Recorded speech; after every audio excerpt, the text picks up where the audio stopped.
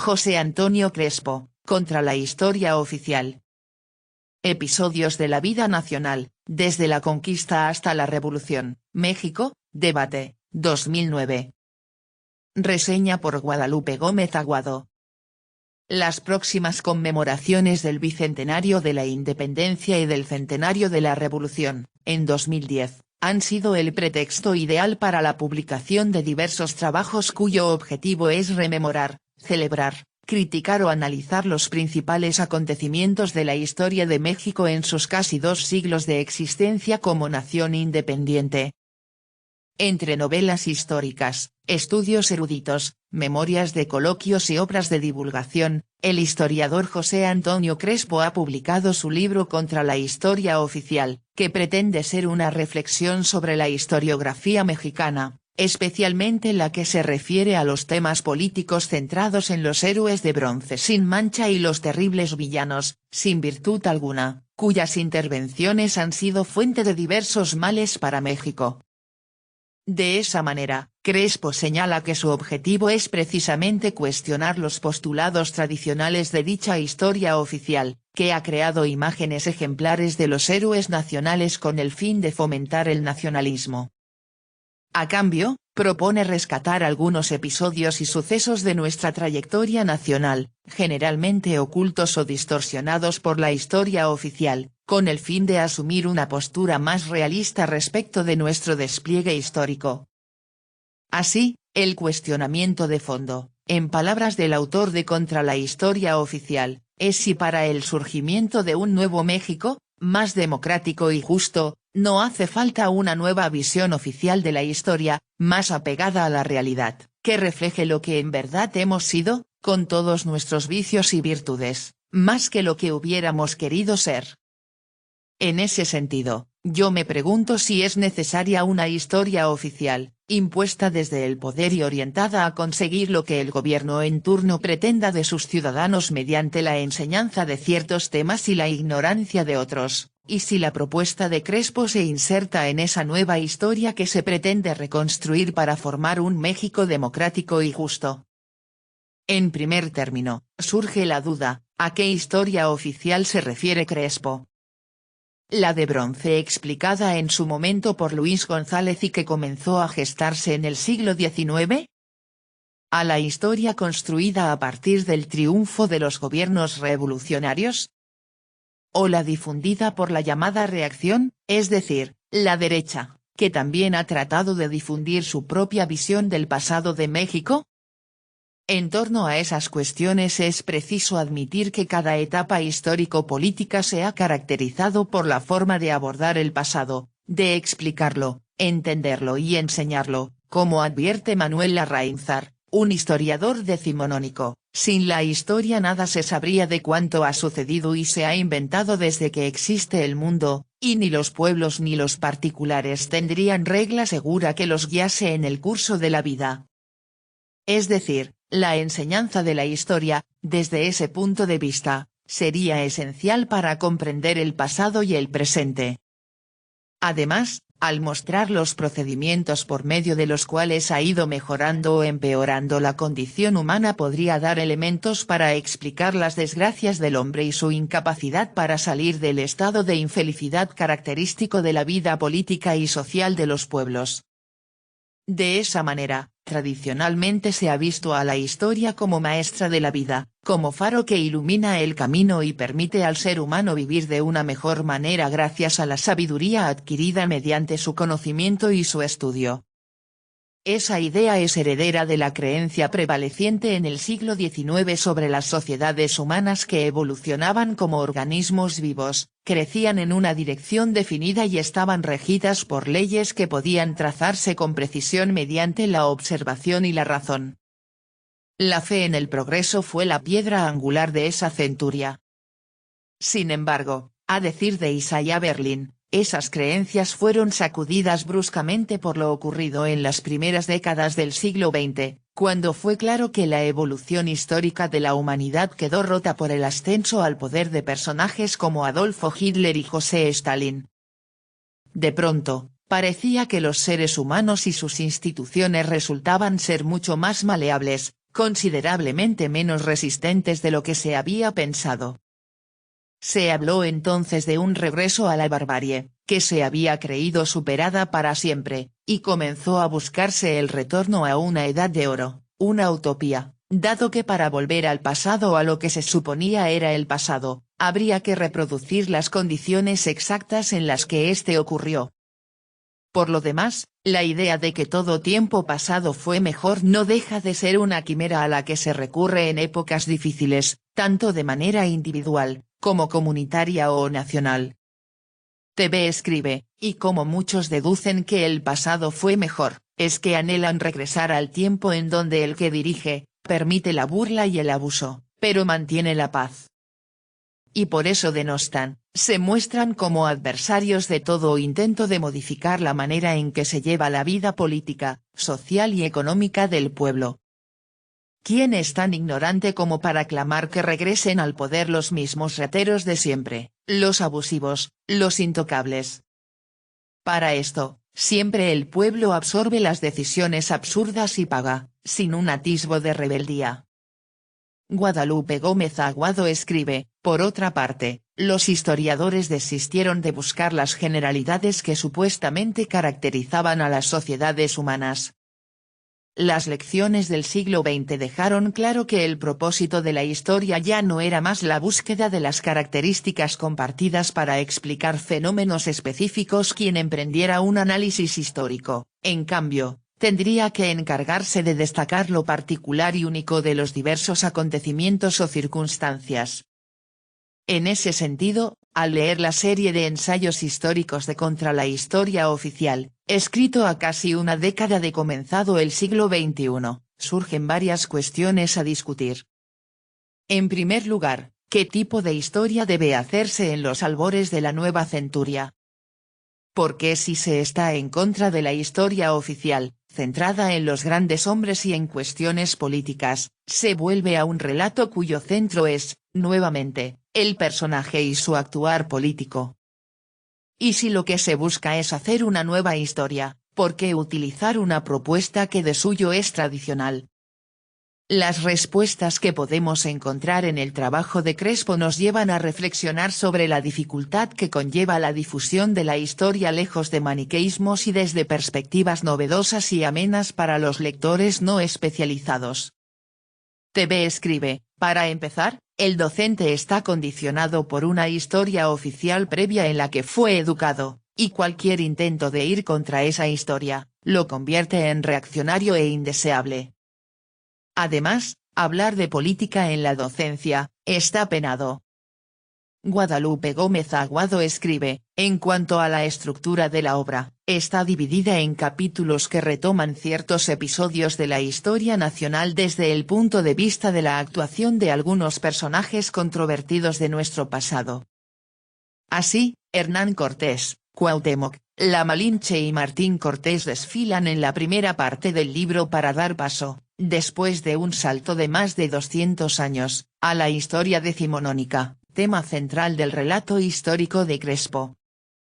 Desde ahí, es interesante analizar por qué el autor funda la historia de México en la conquista y después de calificar a Martín Cortés como el primer insurgente, llega a los guerrilleros guadalupanos Miguel Hidalgo y José María Morelos. Una lectura atenta nos sugiere que, para el autor, pareciera que la nacionalidad se funda en el momento del encuentro entre españoles e indígenas, y después del orden virreinal, caracterizado por la injusticia y la desigualdad, y que la recuperación del ser nacional comienza con el movimiento de independencia encabezado por los insurgentes antes mencionados. En ese sentido, Crespo no solo no rompe con la historia oficial, sino que refuerza la idea de que el periodo virreinal fue una época oscura en la que poco se hizo para que se gestara la nación que después se llamaría México. En cuanto al siglo XIX, Vicente Guerrero, Guadalupe Victoria, Agustín de Iturbide, Antonio López de Santa Anna, Maximiliano de Habsburgo, Benito Juárez, Porfirio Díaz y Francisco I. Madero son los personajes que se estudian en las páginas del libro.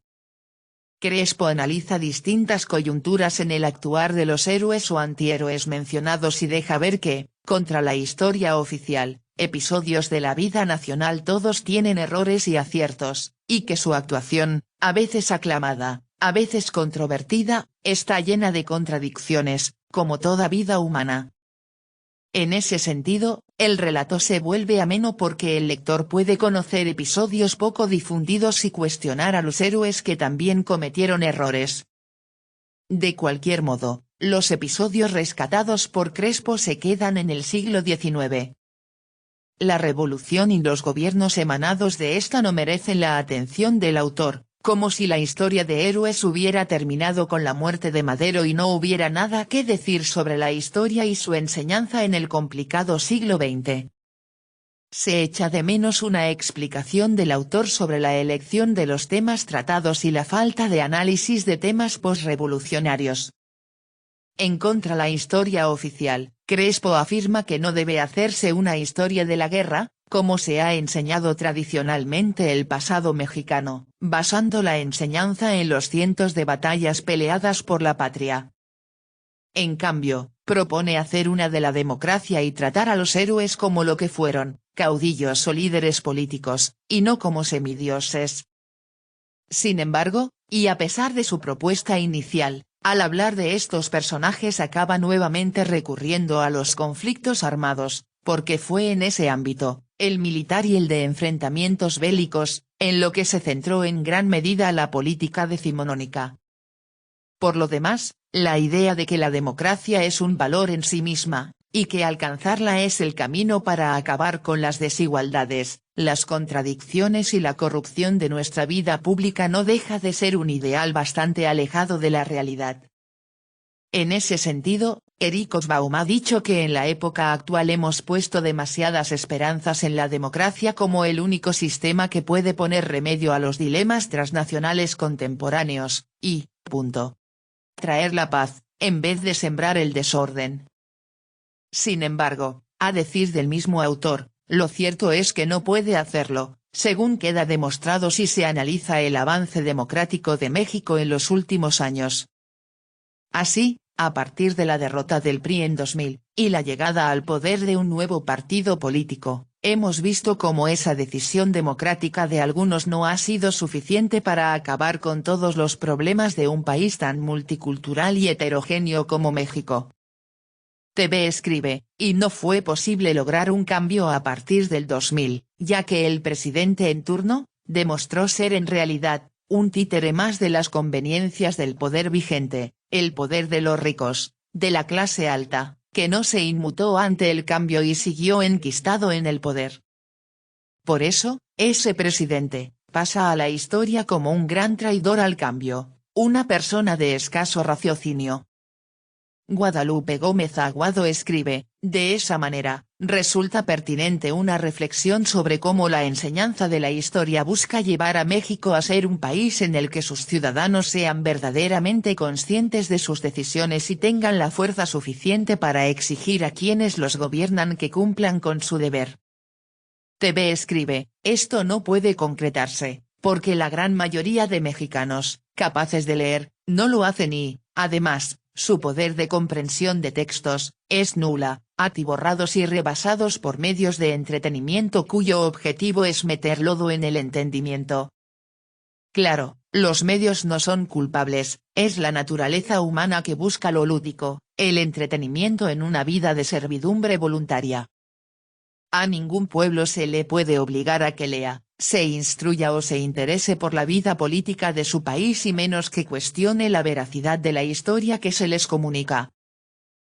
Guadalupe Gómez Aguado escribe, es posible que por el hecho de hacer una historia oficial para la democracia se logre que las instituciones democráticas acoten la actuación pública de los representantes populares y no permitan el abuso o la corrupción.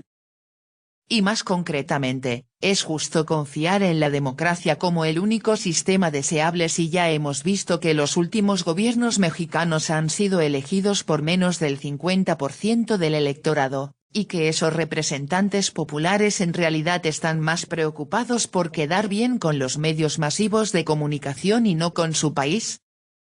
Me parece que la propuesta de Crespo es loable en el sentido de que pone el dedo en la llaga sobre la falta de educación que existe en México y sobre las terribles consecuencias que ello trae consigo para el avance democrático nacional. Sin embargo, la función de la historia con mayúsculas, no es hacer una historia oficial de la democracia.